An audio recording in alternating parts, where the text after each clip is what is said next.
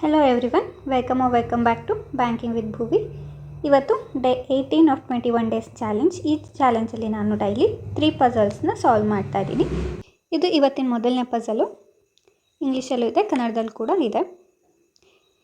ಇದು designation related, ಅಂದರೆ ಯಾರು ಸೀನಿಯರ್ ಮೋಸ್ಟ್, ಯಾರು ಜೂನಿಯರು, ಆ ರೀತಿ related question. 8 person have different designation: GM, DGM, AGM, manager, assistant manager, sectional officer, cashier and clerk. ಇದರಲ್ಲಿ senior most GM ಇದೆ, junior most clerk ಇದೆ. So ನಾವು first designation senior to junior ಬರ್ಕೊಳ್ಳೋಣ. DGM, AGM, manager, assistant manager, SO, cashier and clerk. 1 2 3 4 5 6 7 and 8. Okay. More than 4 person are senior to you. More than 4 ಅಂದರೆ 5 ಅಥವಾ 5ಗಿಂತ ಜಾಸ್ತಿ ಯುಗಿಂತ seniors ಇದ್ದಾರೆ. ಅಂದರೆ ನಮ್ಗೆ ಯು 1 2 3 4 5, SO ಇಂದ ಕ್ಲರ್ಕ್ ತನಕ ಯು ಎಲ್ಲಾದರೂ ಬರ್ಬೋದು. Next, 2 designation gap between Y and S. Y ಮತ್ತು S ಮಧ್ಯೆ 2 ಡೆಸಿಗ್ನೇಷನ್ ಗ್ಯಾಪ್ ಇದೆ. Who is just junior to AGM ಅಂದರೆ ಹೂ ಯಾರು ಹಿಂದೆ ಇದೆ ಅಂದರೆ S is just junior to AGMದು ಜಸ್ಟ್ ಜೂನಿಯರ್ ಅಂದರೆ manager. So S will be manager. 2 case ಹಾಕ್ಕೊಳ್ಳೋಣ, ಯಾಕಂದರೆ ನಮಗೆ Y ಮತ್ತು S ಮಧ್ಯೆ 2 ಗ್ಯಾಪ್ ಇದೆ ಅಂತ ಹೇಳಿದ್ದಾರೆ. ಬಟ್ Y ಸೀನಿಯರ ಜೂನಿಯರ ನಮಗೆ ಐಡಿಯಾ ಇಲ್ಲ. ಸೊ ಮೊದಲನೇ ಕೇಸಲ್ಲಿ ಮೇಲೆ ಸೀನಿಯರ್ ಆಗಿ ಪೋಸ್ಟಲ್ಲಿ ಇಟ್ಕೊಳ್ಳೋಣ. 2ರಲ್ಲಿ ಇಲ್ಲಿ ಜೂನಿಯರ್ ಆಗಿ ಪ್ಲೇಸ್ ಮಾಡೋಣ. X is just senior to T. X just senior T ಅಂದರೆ ಅಕ್ಕಪಕ್ಕನೇ ಬರುತ್ತೆ.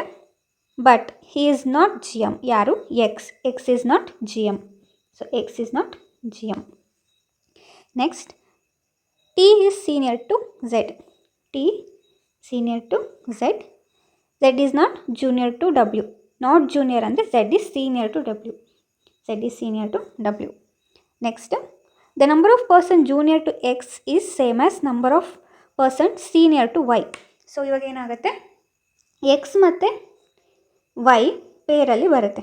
ಏನು ಪೇರ್ ಅಂತ ಹೇಳಿದರೆ ಹೀಗೆ, ನಾವು Xನ ಇಲ್ಲಿ ಪ್ಲೇಸ್ ಮಾಡಿದರೆ Yನ ಇಲ್ಲಿ ಪ್ಲೇಸ್ ಮಾಡಬೇಕಾಗತ್ತೆ. X ಇಲ್ಲಾದರೆ Y ಇಲ್ಲಿ, ಹಾಗೆ ಪೇರ್ ಆಗುತ್ತೆ. ನಮಗೆ ಎಲ್ಲಿ ಇವಾಗ ಪ್ಲೇಸ್ ಮಾಡೋಕ್ಕಾಗಲ್ಲ, GMಲ್ಲೇ ಮಾಡೋಕ್ಕಾಗಲ್ಲ, MGಯಲ್ಲಿ ಮಾಡೋಕ್ಕಾಗಲ್ಲ. ಸೊ ಇಮಿಡಿಯೇಟಾಗಿ ಪ್ಲೇಸ್ ಮಾಡಬೇಕು ಅಂದರೆ X ಮತ್ತು Tಗೆ ಇಲ್ಲಿ ಸಿಗುತ್ತೆ. ನಾವು Xನ ಇಲ್ಲಿ ಪ್ಲೇಸ್ ಮಾಡಿದರೆ Y ಇಲ್ಲಿರಬೇಕಾಗತ್ತೆ. ಸೊ ನಮಗಿಲ್ಲೇ ಗೊತ್ತಾಗುತ್ತೆ, ಈ ಕೇಸ್ ಕ್ಯಾನ್ಸಲ್ ಆಗುತ್ತೆ. ನಾವು X T ಇಲ್ಲಿ ಪ್ಲೇಸ್ ಮಾಡಿದರೆ Y ಆಲ್ರೆಡಿ ಪ್ಲೇಸ್ ಆಗಿದೆ. ಸೊ ಇವೆರಡು ಪೇರಲ್ಲಿ ಬರುತ್ತೆ. ನೆಕ್ಸ್ಟ್ ಏನು ಬರುತ್ತೆ ನೋಡ್ಕೊಳ್ಳೋಣ. ಸೊ ಇದು ಕ್ಯಾನ್ಸಲ್ ಆಗಿದೆ, X T ಇಲ್ಲಿ ಬಂತು, ಇದೆರಡು ಪೇರಲ್ಲಿ ಇದೆ. Xಗಿಂತ ಜೂನಿಯರ್ Tಗಿಂತ ಜೂನಿಯರ್ Z ಇರಬೇಕು, Zಗಿಂತ ಸೀನಿಯರ್ W ಇರಬೇಕು. ಇದ್ರ ಬಗ್ಗೆ ನಮಗೆ ಇನ್ನು ಹೆಂಗೆ ಪ್ಲೇಸ್ ಮಾಡ್ಬೋದು, ಬಿಕಾಸ್ Z ಇಲ್ಲೂ ಇಡ್ಬೋದು, ಇಲ್ಲೂ ಇಡ್ಬೋದು. ನೋಡೋಣ ಹೇಗೆ ಪ್ಲೇಸ್ ಮಾಡ್ಬೋದು ಅಂತ. Next, more than 4 designation gap between V and W. V ಮತ್ತು W ಮಧ್ಯ ಮೋರ್ ದೆನ್ 4 ಅಂದರೆ 5 ಅಥವಾ 5ಗಿಂತ ಜಾಸ್ತಿ ಗ್ಯಾಪ್ ಇರಬೇಕು. ಸೊ ನಮಗೆ Z ಇಲ್ಲಿ ತಗೊಂಡ್ರೆ W ಇಲ್ಲಿ ತಗೊಳ್ಳೋ ಚಾನ್ಸಸ್ ಇರುತ್ತೆ. ಬಟ್ W ಇಲ್ಲಿ ತಗೊಂಡ್ರೆ 1 2 3 4 ಮಾತ್ರ ಗ್ಯಾಪ್ ಆಗುತ್ತೆ. ಸೊ ಇದು ಕ್ಯಾನ್ಸಲ್. ಸೊ ನಮಗೆ W ಇಲ್ಲಿ ತಗೊಂಡ್ರೆ V ಇಲ್ಲಿ ಬರುತ್ತೆ. ನಮಗೆ U ಈ 3 ಪ್ಲೇಸಲ್ಲೇ ಯುಗೆ ಜಾಗ ಇದ್ದಿದ್ದು. ಸೊ ಹಾಗಾಗಿ U ಬರುತ್ತೆ. ಇದು ನಮ್ಮದು ಫೈನಲ್ ಅರೇಂಜ್ಮೆಂಟ್ ಆಗುತ್ತೆ. ಕರೆಕ್ಟಾಗಿದೆಯಾ ಇಲ್ವಾ ಒಂದ್ಸರಿ ನೋಡ್ಕೊಳ್ಳೋಣ. ಫಸ್ಟ್ ಸೀನಿಯರಿಂದ ಜೂನಿಯರಿಗೆ ನೋಡ್ಕೊತಾ ಹೋಗೋಣ. VX TS ಜೂನಿಯರಲ್ಲಿ ZUYW ಕರೆಕ್ಟಾಗಿದೆ. ಈ ಪಜಲ್ ರಿಲೇಟೆಡು 5 ಕ್ವಶನ್ಸ್ ಇದೆ, ಅದನ್ನು ಸಾಲ್ವ್ ಮಾಡೋಕ್ಕೆ ಟ್ರೈ ಮಾಡೋಣ. Who among the following holds designation of assistant manager. Assistant manager ಯಾರು? Z. So option C will be the right answer. How many person are senior to U. ಯುಗಿಂತ ಎಷ್ಟು ಜನ seniors ಇದ್ದಾರೆ? 1 2 3 4 5. So option C will be the right answer. Who among the following is immediately junior to T. Tಗೆ immediate junior ಯಾರು ಬರ್ತಾರೆ?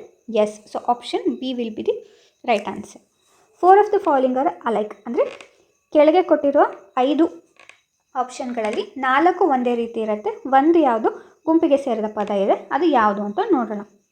V D G M, ಇನ್ನೊಂದ್ಸರಿ rough ಮಾಡ್ಕೊಳ್ಳೋಣ. V D G M, X A G M, T manager, S A M, ಇನ್ನೊಂದು U ಮತ್ತು clerk. U ಮತ್ತು ಕ್ಲರ್ಕ್ಗೆ ಒಂದು ಗ್ಯಾಪ್ ಇದೆ, ಇನ್ನು ಉಳಿದಿದ್ದು ಇಮಿಡಿಯೇಟ್ ಜೂನಿಯರ್ಸ್ ಜೊತೆ ಮ್ಯಾಚ್ ಮಾಡಿದ್ದಾರೆ. So option E will be the right answer. Which of the following statement is definitely true? ಯಾವುದು ಟ್ರೂ ಅಂತ ನಾವು ಫೈಂಡ್ ಔಟ್ ಮಾಡಬೇಕು. V is clerk of the company. V clerk, no. W hold designation of cashier, no. Exactly 3% hold designation between T and U. T ಮತ್ತು U ಮಧ್ಯೆ 2 ಇದೆ. So Z is senior to S, no. Z is junior to S. X is T G M. So option E will be the right answer. ಇದು ಇವತ್ತಿನ 2ನೇ ಪಜಲು. ಇಂಗ್ಲೀಷಲ್ಲೂ ಇದೆ, ಕನ್ನಡದಲ್ಲಿ ಕೂಡ ಇದೆ.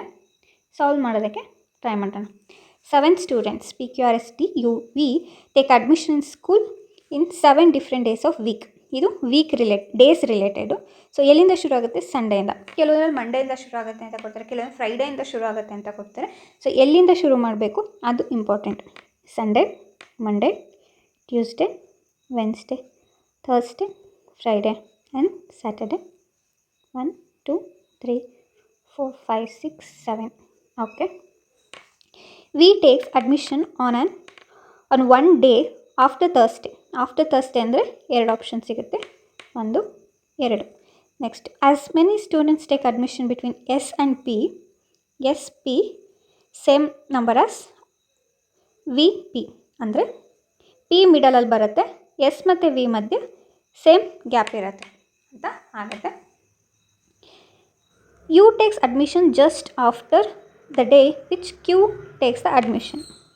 ಯು ಜಸ್ಟ್ ಆಫ್ಟರ್ ಕ್ಯೂ ತಗೊಳುತ್ತೆ, ಅಂದರೆ ಅಕ್ಕಪಕ್ಕ ಬಾಕ್ಸಲ್ಲಿ ಬರುತ್ತೆ ಅಂತ ಅರ್ಥ. S takes admission before Q. S takes admission before Q. R takes admission after P. R ಪಿನ ನಂತರ ತಗೊಳುತ್ತೆ, ಬಟ್ ನಾಟ್ ಜಸ್ಟ್ ಆಫ್ಟರ್. ಅಂದರೆ ಇಮಿಡಿಯೇಟ್ಲಾಗಿ ಬರಲ್ಲ. ಪಿಗಿಂತ ಕೆಳಗೆ ಆರ್ ಬರುತ್ತೆ, but not immediately after. Next, at least 1% takes admission between S and P. S and P ಅಂದರೆ ನಾವು ಇವಾಗ ನೋಡಿ, ಎಸ್ ಪಿ ಮಧ್ಯೆ ಎಷ್ಟು ಗ್ಯಾಪ್ ಇರುತ್ತೋ ಪಿ ಮತ್ತು ವಿ ಮಧ್ಯೆ ಅಷ್ಟೇ ಗ್ಯಾಪ್ ಇರುತ್ತೆ. ನಾವು ಹಾಗಾದರೆ ಎಸ್ ಪಿ ವಿ ಒಂದೇ 3 ಬಾಕ್ಸಲ್ಲಿ ತೊಗೋಬೋದು, ಆದರೆ ಹಂಗೆ ತೊಗೊಳ್ಬಾರ್ದು ಅಂತ ಹೇಳಿದ್ದಾರೆ. ಮಿನಿಮಮ್ 1 ಗ್ಯಾಪ್ ಇರಲೇಬೇಕು ಅಂತ ಮೆನ್ಷನ್ ಮಾಡಿದ್ದಾರೆ. ಸೊ ಫಸ್ಟ್ ಕೇಸಲ್ಲಿ ಏನಾಗುತ್ತೆ, 1 ಪಿ 1 ಎಸ್ ತೊಗೊಂಡ್ರೆ ಎಸ್ಗಿಂತ ಕೆಳಗೆ ಕ್ಯೂ ಮತ್ತು ವಿ ತೋರಿಸೋ. ಕ್ಯೂ ಮತ್ತು ಯು ಅಕ್ಕಪಕ್ಕ ಬಾಕ್ಸಲ್ಲಿ ಬರಬೇಕು. ಸೊ ಇದೇನಾಗುತ್ತೆ, ನಮಗೆ ಯಾವುದೋ ಹಂಗೆ ಇಮಿಡಿಯೇಟ್ ಬಾಕ್ಸ್ ಎಲ್ಲೂ ಕಾಣಿಸ್ತಾ ಇಲ್ಲ. ಸೊ ಇದು ಗೊತ್ತಾಗುತ್ತೆ, ಇದು ಪ್ಲೇಸ್ ಮಾಡ್ಕೊಂಡಿದ್ದು ನಾವು ತಪ್ಪು ಅಂತ. ನೆಕ್ಸ್ಟು 2 ಗ್ಯಾಪ್ ತಗೊಳಕ್ಕೆ ನೋಡಿದರೆ 1 to ಪಿ 1 to ಎಸ್ನ ನಾವು ಪ್ಲೇಸ್ ಮಾಡೋಕ್ಕಾಗಲ್ಲ. ಸೊ ಇದು ಕೇಸ್ ರಾಂಗ್ ಆಗುತ್ತೆ. ನೆಕ್ಸ್ಟು ಇಲ್ಲಿ ನೋಡ್ಕೊಳ್ಳೋಣ, ವಿ ನಮಗೆ 2 ತಗೊಳ್ಳೋಣ.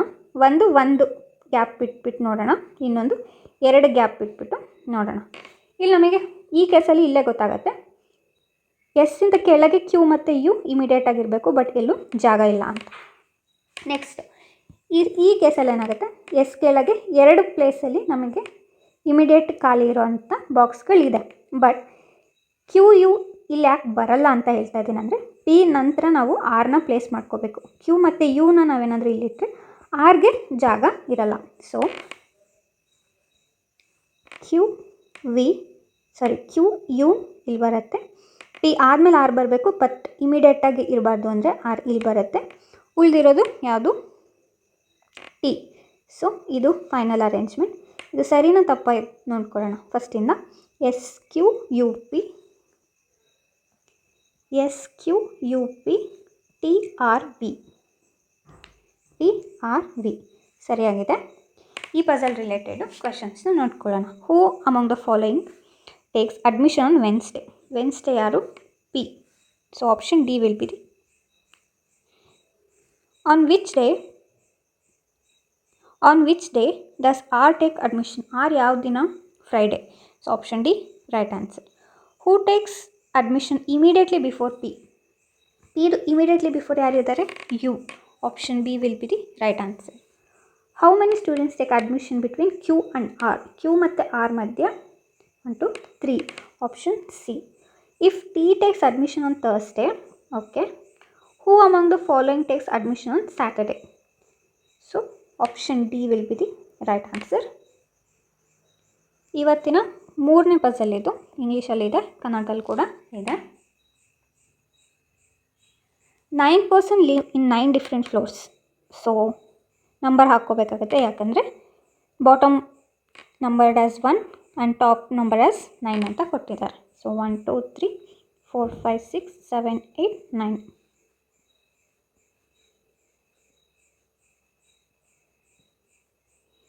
Equal number of person live between above and below A ಅಂತ ಇದೆ. ಇದು ಆಡ್ ನಂಬರ್ ಆಫ್ ಫ್ಲೋರ್ಸ್ ಇರೋದ್ರಿಂದ ಮಿಡಲ್ ನಮಗೆ ಆರಾಮಾಗಿ ಸಿಗುತ್ತೆ. ಸೊ 9 ಇದೆ ಅಂದರೆ 5th floor will be the mid. ಆವಾಗ ಏನು ನಾವಿಲ್ಲಿ ಪ್ಲೇಸ್ ಮಾಡಿಕೊಂಡ್ರೆ ಕೆಳಗೆ ಮತ್ತು ಮೇಲೆ ಈಕ್ವಲ್ ನಂಬರ್ ಆಫ್ ಫ್ಲೋರ್ಸ್ ನಮಗೆ ಸಿಗುತ್ತೆ. Next 3 person live between A and F. A ಮತ್ತು ಎಫ್ 3 ಜನ ಇರ್ತಾರೆ. ಸೊ ನಮಗೆ 2 ಕೇಸ್ ಆಗುತ್ತೆ. Number of person live above F is same as below C. Above F ಮತ್ತು ಬಿಲೋ ಸಿ ಸೇಮ್ ಅಂದರೆ ನಮಗೆ ಪೇರ್ ಅಂತ ಆಗುತ್ತೆ. ಸೊ ಇದು pair. Next G lives on an odd number floor but below 5th floor. Below 5th ಫ್ಲೋರಲ್ಲಿ ನಮಗೆ 3 ಅಥವಾ 1 add number floor ಆಗುತ್ತೆ.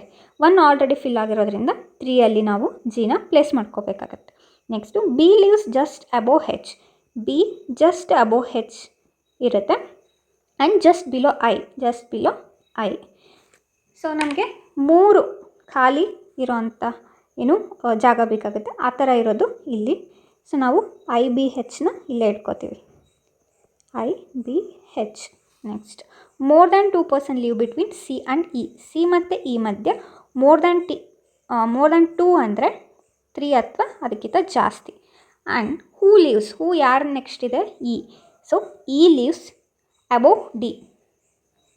ಇ ಡಿಗಿಂತ ಮೇಲಿರುತ್ತೆ. ಇ ಮತ್ತು ಸಿ ಮಧ್ಯೆ 3 ಅಥವಾ 3ಕ್ಕಿಂತ ಜಾಸ್ತಿ ಇರಬೇಕು. ಇ ಲೀವ್ಸ್ ಅಬೋವ್ ಡಿ, ಇಲ್ಲಿ E lives above D. 2 case similar ಆಗೇ ಇದೆ. ಬಟ್ ಏನು ವ್ಯತ್ಯಾಸ ಅಂದರೆ ಮೊದಲನೇ ಕೇಸಲ್ಲಿ ಸಿ ಮತ್ತು ಇಗೆ 1 2 3 4 ಗ್ಯಾಪ್ ಇದೆ. ಬಟ್ ಸೆಕೆಂಡ್ ಕೇಸಲ್ಲಿ ಸಿ ಮತ್ತು ಇಗೆ 2 ಅಷ್ಟೇ ಗ್ಯಾಪ್ ಇರೋದು. ಅವ್ರು ಕೊಟ್ಟಿರೋ ಪ್ರಕಾರ ಸಿ ಮತ್ತು ಇಗೆ 3 ಅಥವಾ 3ಕ್ಕಿಂತ ಜಾಸ್ತಿ ಫ್ಲೋರ್ಸ್ ಗ್ಯಾಪ್ ಇರಬೇಕು ಅಂತ. ಸೊ ನಮಗೆ ಈ ಕೇಸ್ ತಪ್ಪಾಗುತ್ತೆ, ಇದು ಸರಿ ಹೋಗುತ್ತೆ. ಸೊ ಈ ಮೂರನೇ ಪಜಲ್ ರಿಲೇಟೆಡು 5 ಕ್ವಶನ್ನ ಕೊಟ್ಟಿದ್ದೀನಿ. ಸೊ ನಿಮಗೆ ಸಾಲ್ವ್ ಮಾಡೋಕ್ಕಾದರೆ ಸಾಲ್ವ್ ಮಾಡಿಬಿಟ್ಟು ಆನ್ಸರ್ನ ಕಮೆಂಟಲ್ಲಿ ಹಾಕಿ. ಆ್ಯಂಡ್ ಈ ವಿಡಿಯೋದು PDF ನಿಮಗೆ ನಂದು ಟೆಲಿಗ್ರಾಮ್ ಗ್ರೂಪಲ್ಲಿ ಸಿಗುತ್ತೆ. ಟೆಲಿಗ್ರಾಮ್ ಗ್ರೂಪ್ದು ಲಿಂಕು ನಂದು ಕಮೆಂಟ್ ಸೆಕ್ಷನಲ್ಲಿ ಪಿನ್ ಕಮೆಂಟಲ್ಲಿ ಇರುತ್ತೆ. ಅದನ್ನ ಹೋಗಿ ಜಾಯ್ನ್ ಆಗೋದಕ್ಕೆ ಟ್ರೈ ಮಾಡಿ. ಆ್ಯಂಡ್ ಸ್ವಲ್ಪನಾದರೂ ಇಷ್ಟ ಆಗಿದರೆ ಇವತ್ತಿಂದು ವಿಡಿಯೋ ಜಸ್ಟ್ ಲೈಕ್ ಮಾಡಿ, ಸಬ್ಸ್ಕ್ರೈಬ್ ಮಾಡಿ. And thank you. Happy learning. Bye.